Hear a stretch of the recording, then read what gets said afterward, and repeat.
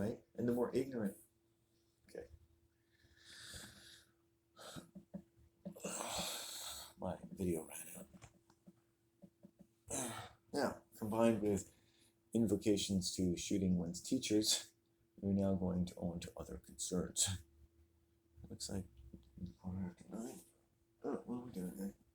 Well, I guess I should think about getting up there soon. We got some sun. It's gonna be a good day. Gonna just go to the estuary.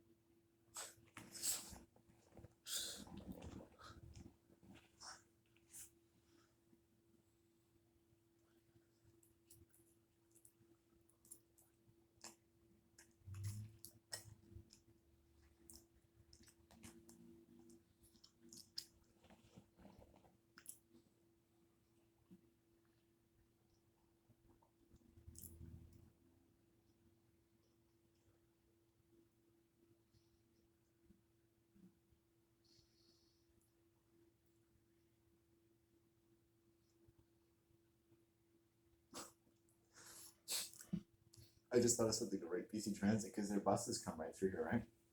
And I'm gonna write them and be like, I want you to change the bus route so that it doesn't go by my house. Because when I look through my telescope, I can see your scumbag driver sitting there, and it really disturbs me. I'd like you to take your scumbag business somewhere else. Use another one of our roads. Go off on Hearst. That's funny. I think they did go down there for a while. Yeah, I don't like them at all. You know, and more importantly, they don't like me. I had a guy fuck with me along the shore. I have a lot of stories like this. I had a guy, I say fuck with me. I mean, it's human beings get up to some pretty nasty shit, man. We're not a very well-behaved animal. We have all of our culture and everything, but humans aren't well-behaved. Humans live in a prison. We're imprisoned. The conditions of our existence have been so supremely persuaded, cajoled, groomed, and abused and formed and tortured into existence that I'm not sure if we could rightly call them our conditions anymore. They're the conditions of, hello, Hi. welcome. How's your bread situation? Great. Yeah. Come on in if you want. I'm on my way up. Yeah, I gotta get going soon. It's nice out, eh? Yeah, I'm actually quite good, thanks. I will do some shopping tomorrow though if I can. Yeah. Yeah. Oh, good. Yeah. See, I'm trying to get off the couch. Time it at 9, so it had to be after 9. Sure, that's fine. Anytime. So how much bread have you got? Oh, lots. You can look for yourself. No, do you have lots? Yeah, I've got like at least 2 loaves worth Okay. or more. Thank you. Okay.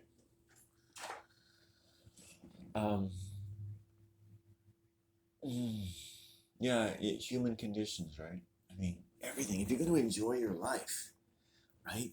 You gotta know the conditions you're in. You gotta know if they're the ones you want, even if the people.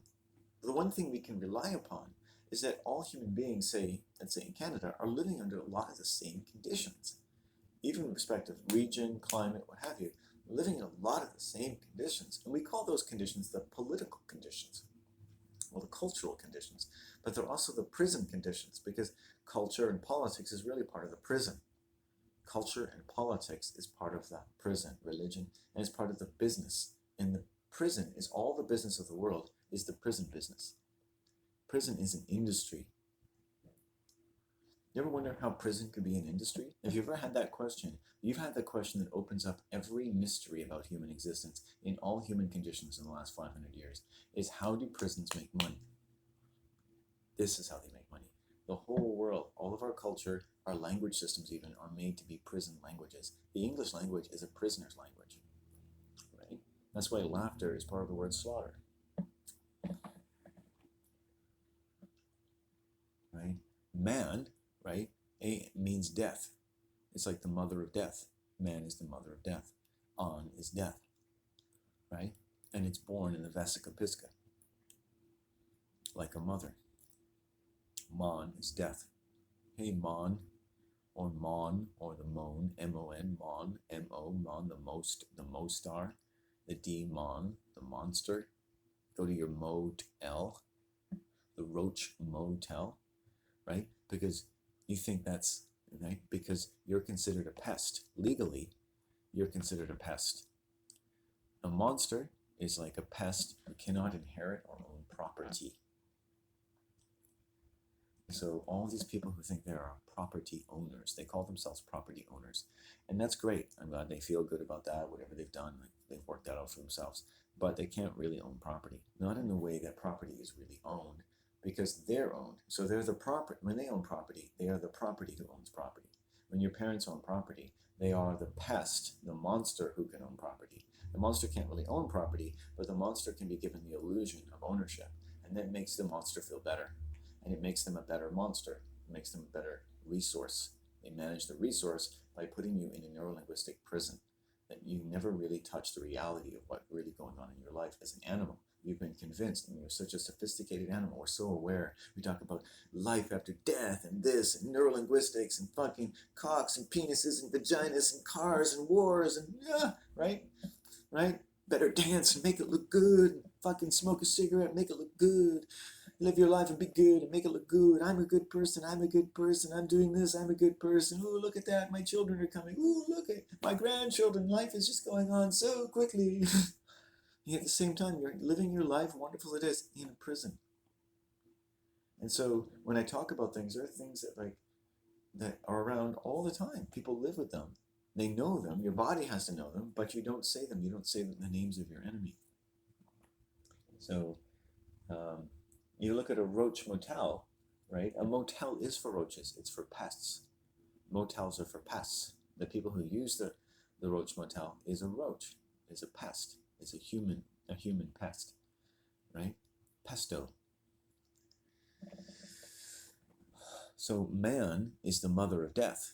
Man has created death. That's what the word man means. It means the mother of death. It means in the heavens and the earth of the M, the ups and the downs, in the ups and the downs, in the heavens and the hells, in everything that is high and everything that is low, we found to make everything about more death. But the only way that this can keep going on is if on some level it's really all about life. But we've made it about death. So it's first about life. We've made it about death. So here's life. Your mother's heart. I know this looks stupid, but and there's no clock, right? It's just that is your clock. Because there's no beginning and there's no end. There's just right? And why are you living? Are you living for death? Is this living because it's just going to go and that's it? Only modern man thinks of that's it. Can think of the oblivion of nothing beyond death because he lives in the oblivion that his life or death has become. That's all. If you look at how people project beyond death, you see how morbid and mortified their lives truly are. Be it a heaven or hell or nothing. All three of those options say that humans have been brain damaged. You go, and then the world goes,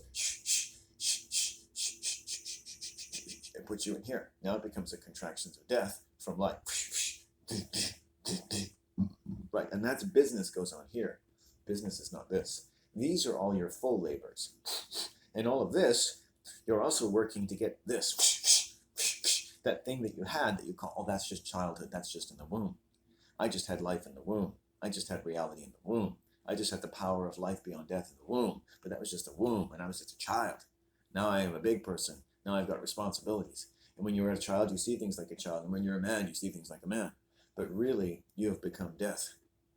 And that your childhood and your conditions became the mother of death. Instead of the mother of the dawn, it became the mother of death. And instead of all the labors of the dawn being the flesh and blood of the dawn itself, now all the labors of the dawn are the flesh and blood of the pal put upon the dawn. The morbid constrictions of the solar intelligence itself, which in and of itself, in all of its path and all of its creatures, has already solved death in every way. You've just got to go from this to so my mind is like stretching and going no, no, this isn't life. This isn't life, right? And if the people around you fall away, my family are all violent, all estranged, you think, oh God, I'm alone. I don't want girlfriends. I've never had a girlfriend, never kissed a girl, never held hands, never went on a date, never fucked a girl, never seen a pussy, never touched a breast. Caveat, qualification, full disclosure, that wasn't fucking forced upon me under false pretenses. In other words, sexual assault. Okay? And I don't think I'm particularly special in that. I think almost anyone can claim that, okay? So this makes me very separate. But is it wrong to be separate? Not really. And people sometimes, and I say this not because everyone out there does this and they're just, zooming lasers into my head, but I'm aware of the tendency among people. And so if you see it enough, you kind of credit people as in general with that tendency to think that because I live the way I do, that I owe the world more in a way, right? I can only do the job that I do. I can't do every fucking job in the world. I'm not here to prove that by not being a part of the world, I can replace it by replacing every fucking job that the world does. That's unfair to place on me, right?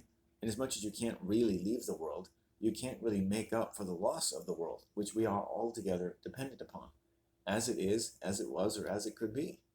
But changing that world is impossible, because everything about the world completely imprisons people. You don't get out of the prison from in the prison.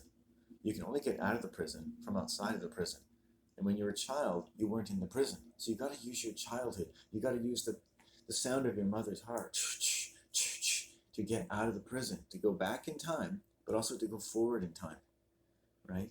And to bring that energy into your body day by day through the time of your life. To have the time of your life is to let the love of your life, the full intelligence and freedom of your life to come out of your mouth, to make it simple, to use your mouth to say the names of your enemy, to make the sounds, any sounds, and see what they mean to you, irrespective of anyone. Blah, blah, blah, blah, blah, blah, blah, blah, blah, blah, blah, blah, blah, all fucking day long. Just sit in a corner in your own piss and shit, making sounds, and you'll be a better person for it than everyone else in the world just talking and living the way they think they're supposed to. Because they have to. Because they have to. Now my day begins, right? And I go out, it's sunny out there, I'm going to cross that fucking river, and I'm going to sit on that fucking log, I'm going to put on my fucking shoes. Well, I'll do that before I go out. I just like to change the order there. I'll go to the bathroom, I'll slip my dick back into my tiny underwear, which makes my dick feel bigger. I bought child underwear. Small underwear, I'm guessing it was for children. It's the size I would have worn when I was like 12. And it looked cheap and I bought it, and I don't like shopping, so I didn't really pay attention to what size they were. And the lady at the counter was very discreet. She said, "Sir, are you buying this for yourself?" And I said, "Yes." And that's all she wanted. And I took it, and I so enjoyed putting it on. It was like, it made me seem like I was so big. It was like, wow, that's impressive. And it was great underwear. It was fine. Like, I'm not that heavy a guy, so it's just like, and they've all got stretchy. It lasted. Eventually, the band started to deteriorate, but they were okay. And granted, I wouldn't buy that size again probably, but I love that tree. I've lived here for years, and I've never just sat here. I usually sit over there, and there's a beautiful tree over there. I really like you. I do. I like how they kind of bend at the top sometimes. They have to put a little.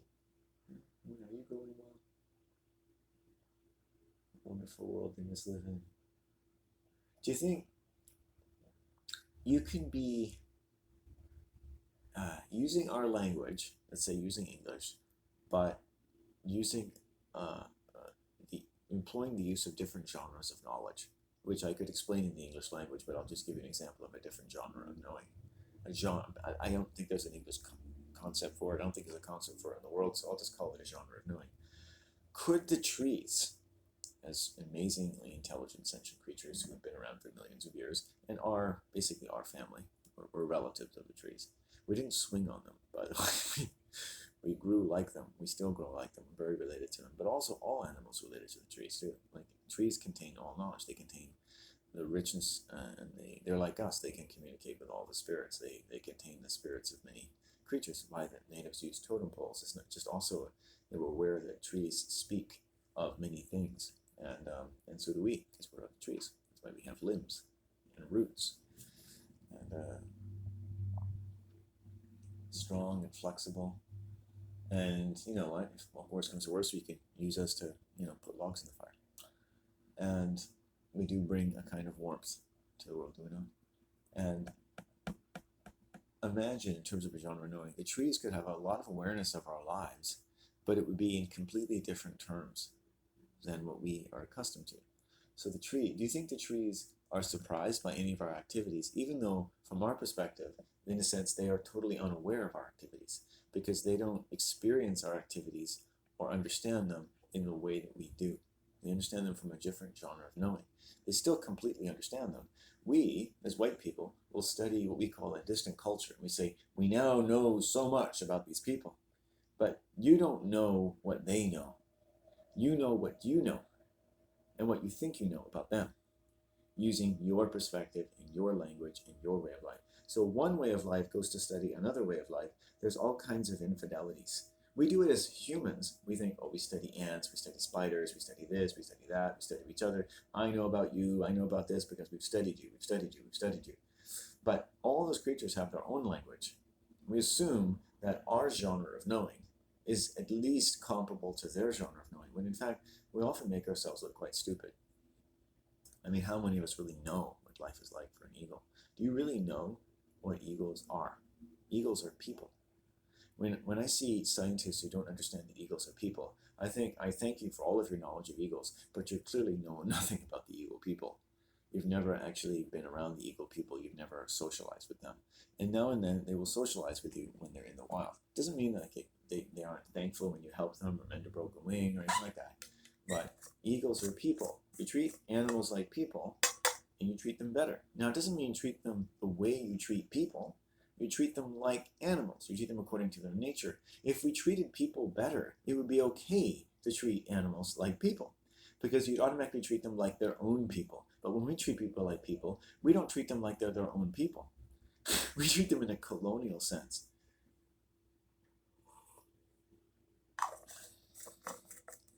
And the more so that we interact with people in massive businesses and enterprises, they're just another customer.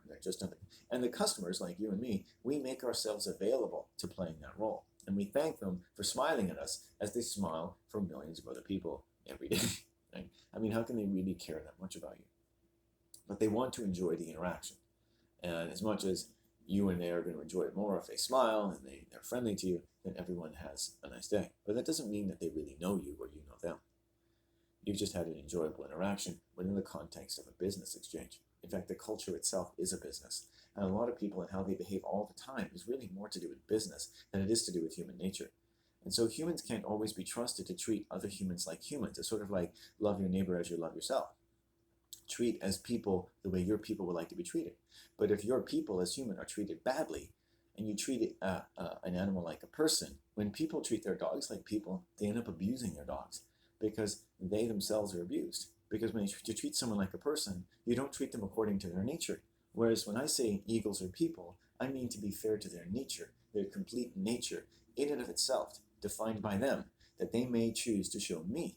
And I am privileged to, and when the eagle people show you about themselves, you could spend your life just learning what they've told you about yourself. I've gotten more good psychological advice from eagles than all the people I've ever met in the world. And I couldn't possibly prove that to you.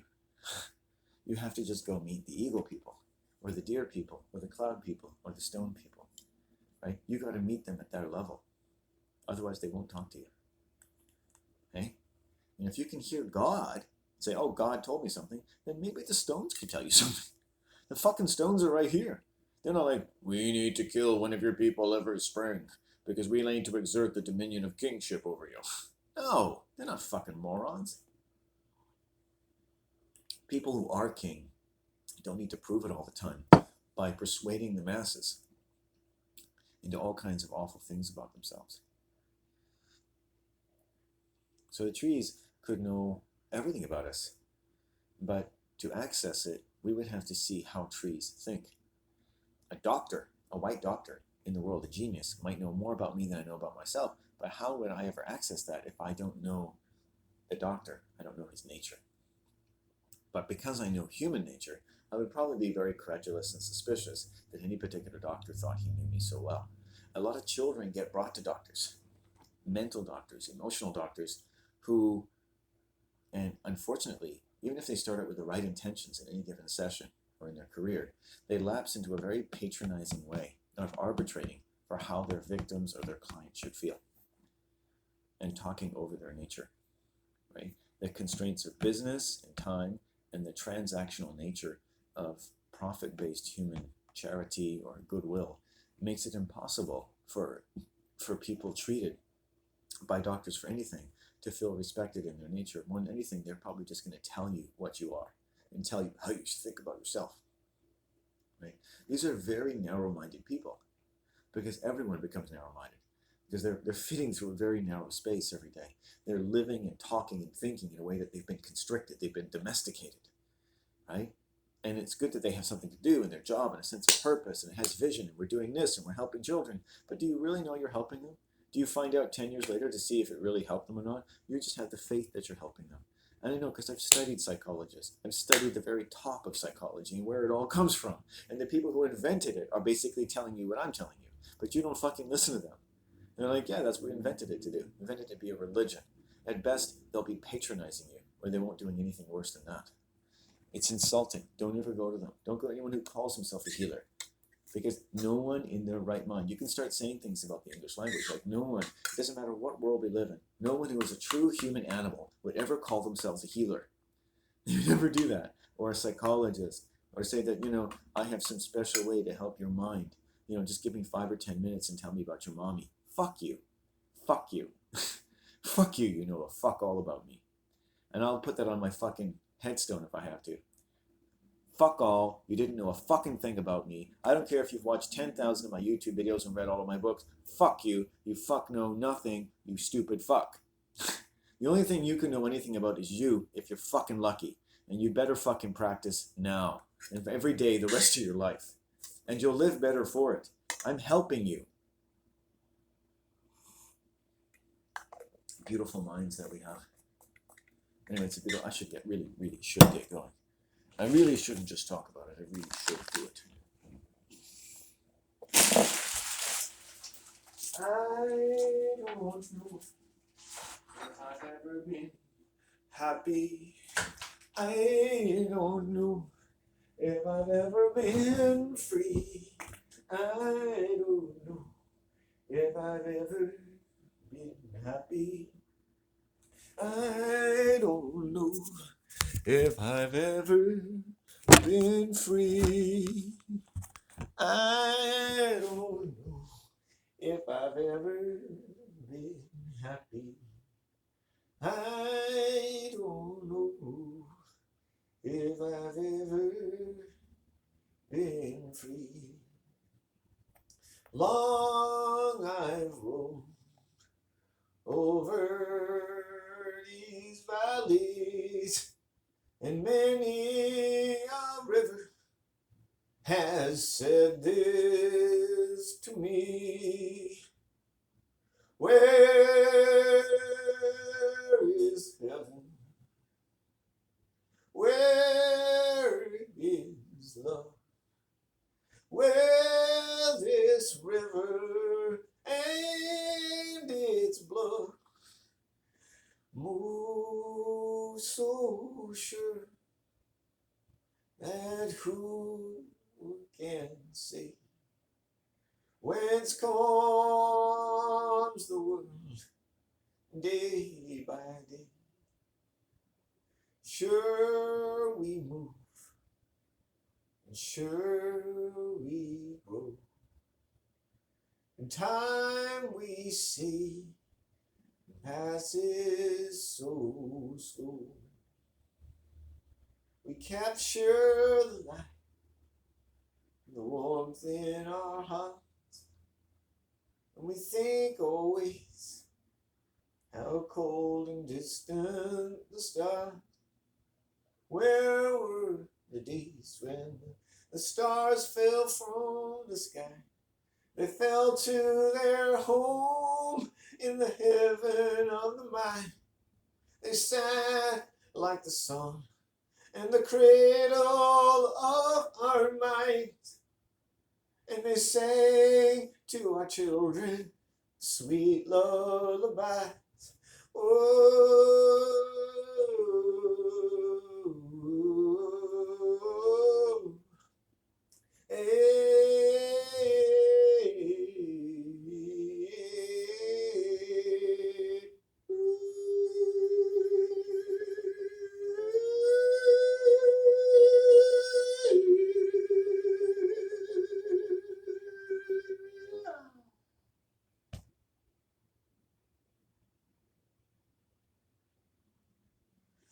I can't get up. My penis is too heavy.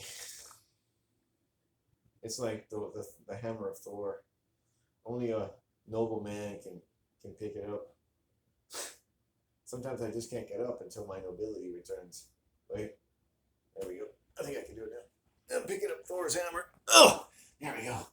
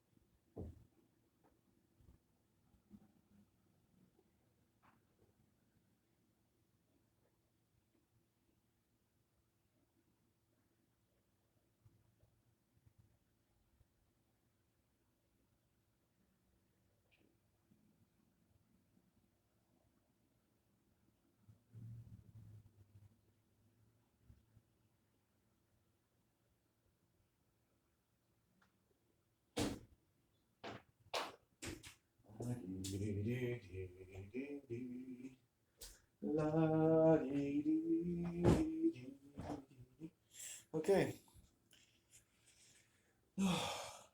Let's get her together, man. Let's get this. If I had to be ready in 10 minutes, could I be? No. Yes, maybe.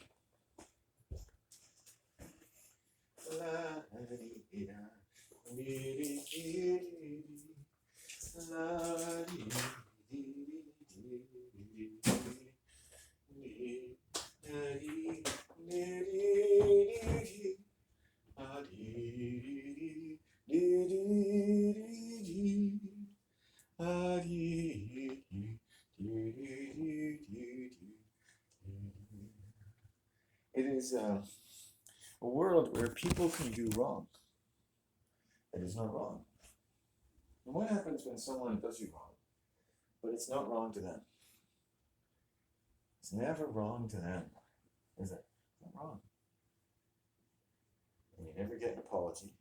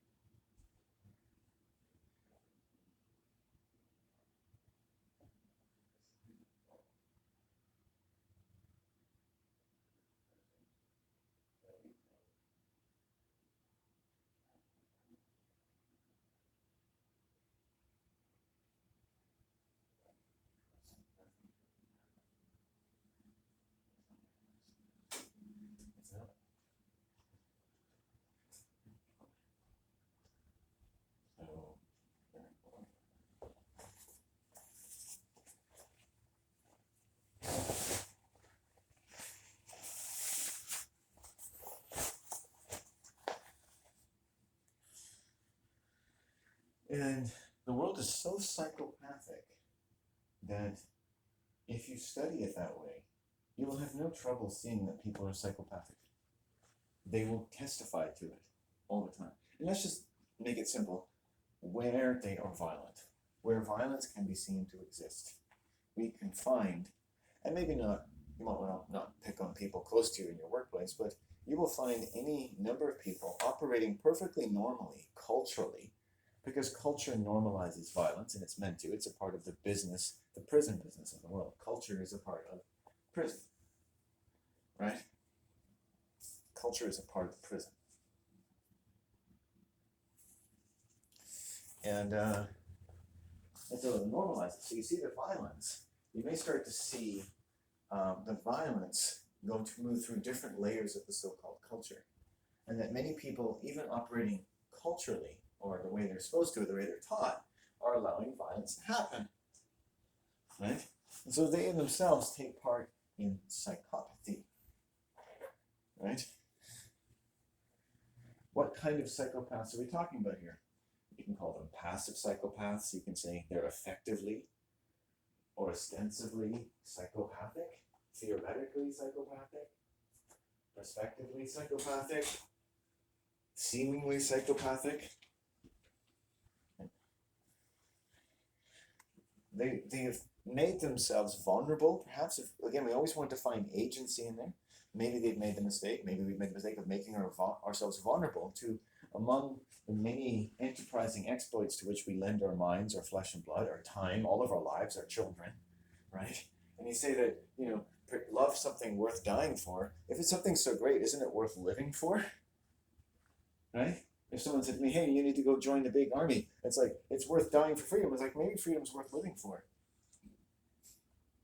And people get together to do many wonderful things, and it may be that a lot of what we've dedicated our flesh and blood to has also made us vulnerable to lending our flesh and blood, our time and our lives, to making ourselves constituent human organs, agents or trustees, as I say, who no longer effectively have a will of our own, which is actually quite an accurate way to describe such a situation. And the trustee really doesn't have any accountability. The only thing that makes a trustee guilty, right, is if they fail to earn enough money. They fail to be useful enough when their time is called. They fail to join the army when it's your time to do your duty. That's the only thing a trustee can fail to do, is to do what they're told to do. And then they will make sure the trustee does something, right? If you have a police officer tells you to do something and you don't do it, right, the trustee is then manhandled. So they can take something else from the trustee. They'll take more of your time, more of your energy, and your money. And if you object to that, they'll take even more time. Maybe they'll even take the use of your body parts. Maybe they'll take, Maybe they'll blind you with pepper spray and they'll take away the use of your sight. And that's what police officers are trained to do because they work for the financial system. None of them have to know that, right? They've grown up in a certain culture. They think, that's how they're supposed to treat you. That's what they're trained to do. They could hardly start making up and doing whatever they want to, but that's effectively what they're doing anyway. I think this sweater is still a bit wet from yesterday, which is weird because it was in the dryer. Oh, well, I'm going to use it anyway because it's fine. It'll dry itself. It's not damp wet. It's just like not completely dry. Does that make sense? We look very creative today with our agitations. Adjective. Isn't that weird how that adjective is spelled adjective? Like you could have just put what? Agetive, adjective. Or AGI. It's like adjective, agitate, adjective, agitate, adjective. You're looking beautiful today. Your vagina makes me want to come inside it deeply, immediately, and violently. I think that's an adverb, actually. Adverb, because it's adverse to the condition of your vaginal opening. I'd love to see a business that had a vaginal opening. Then I would come in the door and apply for the job immediately. If I ever see a sign saying vaginal opening, I'd be like, no. This is my resume. But I'm pretty sure that women don't walk around just hoping that men stick their penises in their vaginas. Not the way men just think I could really just fuck her right now. I could just put her down on that table. I could rip off her clothes and I could stick my steely sword into her scrumptious little love muffin.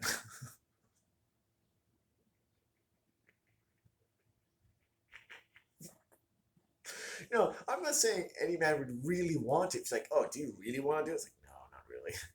I find them disgusting, actually. But men still think it. They'll be like, that's still provocative to the male mind. It's like, that's possible. That's how men think. We think all options. It's like, is it possible to inseminate her in this manner? Technically, according to my job description, I cannot refuse such a possibility, which, under various circumstances, might be expedient in reproducing the entire species. I may need to let that woman down flat. Maybe that's why they have backs, so we can force them onto them in case we need to inseminate them. And it's basically the idea of man as inseminator. You got to be ready. You got to be ready to do your part. And when men actually have sex, it's a pretty little bit of an ordeal for the mind. It's like men are very vulnerable. I mean, their penis is the most vulnerable part of their body. And the fact that women enjoy it, I think, is quite suspicious. I think as soon as a woman is enjoying my company, something is seriously wrong. The moment she starts going, I'd be like, I think I want to stop now. It's like you're enjoying this too much. It's like something's gonna bite me in the ass. And yeah, it's called alimony. So it's called child support. And it's like, all right, then it's like, I can't just inseminate anyone. I have responsibilities here. I gotta find someone who's not gonna castrate me, whose mother and father didn't castrate them. Oh my goodness, you're looking at family trees, you're becoming an expert. It's like, if you look at the family tree of any woman, just take the most beautiful woman ever you've ever seen and look at her family tree, you're like on the Enterprise going through family trees like people go through prospective love muffins on Match.com or what's it called, Tinder. It's like family tree number 1, family tree number 2. Oh, come on. You're like the guy from Glengarry Glen Ross. Give me some better trees to look at. Give me some finer real estate. I can sell this shit. Meanwhile, Al Pacino is sitting there going, dude, you know who really gets nervous around criminals? Criminals. What? No, you know who really gets nervous around police? What? Criminals. No, you know who doesn't get nervous around police? Criminals. Right? I'm nervous around police because I'm not a criminal. And I don't want to be treated like one. Whereas criminals are so good at understanding how the world has criminalized them, they make use of it. Right? Every psychopath in the world knows what I know. And they exploit it. They exploit you, they'll exploit me. It's all about what you can get away with. It's not about virtues, morals, feminism, Christianity. It's what you can get away with and what you can console yourself with. And if not because it's so true, but no one has been able to dispute it. The thing I love about Satanism is that Satanists don't feel the need to force their beliefs on others. It either works or it doesn't. Satan is either there or he's not. And you know what? On any given day, the sun is there now. Nature's with me. I don't know if nature's always been with me. I have to find out if nature's always with me. I have to find out who is with me when the chips are down. Who is with me when I'm injured? Who is with me when I'm dealing with human beings and it's poisoning my blood? Is that Satan's plan? Is that what the earth wants from me? Is the earth really my ally? Even the greatest relationships will be